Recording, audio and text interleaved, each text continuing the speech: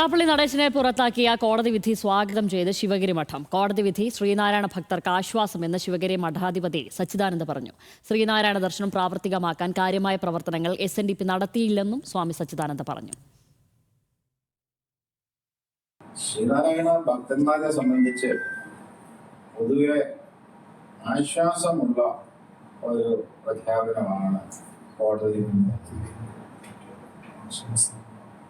ശ്രീനാരായണ സമൂഹം ശ്രീനാരായണ ഗുരുദേവന്റെ ആധ്യാത്മിക നേതൃത്വത്തിലും ഡോക്ടർ പൽപ്പു തുടങ്ങിയ ആർശങ്കർ വരെയുള്ള നേതാക്കന്മാരുടെ ശ്രമപരമായിട്ട് നേടിയെടുത്ത ഒട്ടനവധി കാര്യങ്ങൾ,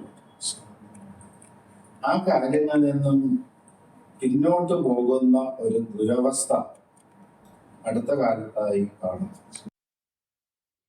വിവരങ്ങളുമായി അനിരു അശോകനാണ് ചേരുന്നത്. അനിരു, വിശദാംശങ്ങൾ.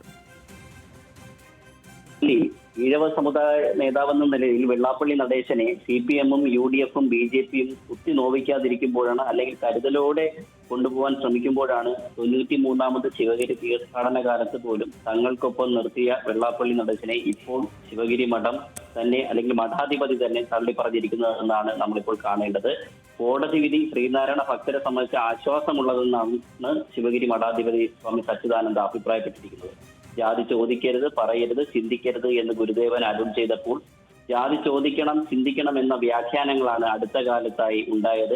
ഗുരുവിന്റെ സന്ദേശങ്ങൾ കാലോചിതമായി പരിഷ്കരിക്കണമെന്ന നിർദ്ദേശം പോലും വെള്ളാപ്പള്ളിയിൽ നിന്നുണ്ടായി. സഹോദരൻ അയ്യപ്പൻ മുതൽ ആരും ഒറ്റയ്ക്ക് ജാതി പറയുകയോ മറ്റും സമുദായങ്ങളെ ആക്ഷേപിക്കുകയോ ചെയ്തിട്ടില്ല. എന്നാൽ അതോടൊപ്പം തന്നെ എല്ലാ സമുദായങ്ങളെയും സന്തോഷിപ്പിക്കുകയാണ് ചെയ്തത്. എന്നാൽ വെള്ളാപ്പള്ളിയുടെ കാലത്ത് SNDP എന്നത് ആൾക്കൂട്ടമായെന്നും ശ്രീനാരായണ ദർശനങ്ങൾ എവിടെയോ തമസ്കരിക്കപ്പെട്ടുവെന്നുള്ള വിമർശനക്കാണ് സ്വാമി സച്ചിദാനന്ദ ഉന്നയിക്കുന്നത്. പിന്നീട് അദ്ദേഹം പറഞ്ഞ ഒരു കാര്യം, വരുന്ന നിയമസഭാ തെരഞ്ഞെടുപ്പിൽ പിന്നാക്ക വിഭാഗക്കാർക്ക് അർഹമായ പ്രാതിനിധ്യം വേണമെന്നാണ്. നിലവിൽ 3 മുന്നണികളും പിന്നാക്ക വിഭാഗക്കാരെ തമസ്കരിക്കുന്ന ഒരു രീതിയുണ്ട്. അതിൽ കോൺഗ്രസ് എന്ന് പറയുന്നത്, കോൺഗ്രസ് പിന്നാക്ക വിഭാഗക്കാർക്ക് തോൽക്കുന്ന സീറ്റ് മാത്രമാണ് നൽകുന്നത്. ആന്റണിയുടെയും കരുണാകരന്റെയും കാലഘട്ടത്തിൽ അങ്ങനെ ആയിരുന്നില്ല. LDF-ൽ പോലും നിലവിൽ ഒരു സമുദായത്തിലെ 10 മന്ത്രിമാരോളം ഉണ്ട്. അവിടെയും പിന്നാക്ക വിഭാഗക്കാർ അവഗണിക്കപ്പെടുന്നു. BJP-യിലും സമാന സ്ഥിതിയാണ് എന്നുള്ള ആരോപണങ്ങളാണ് സ്വാമി സച്ചിദാനന്ദ മുന്നോട്ട് വയ്ക്കുന്നത്.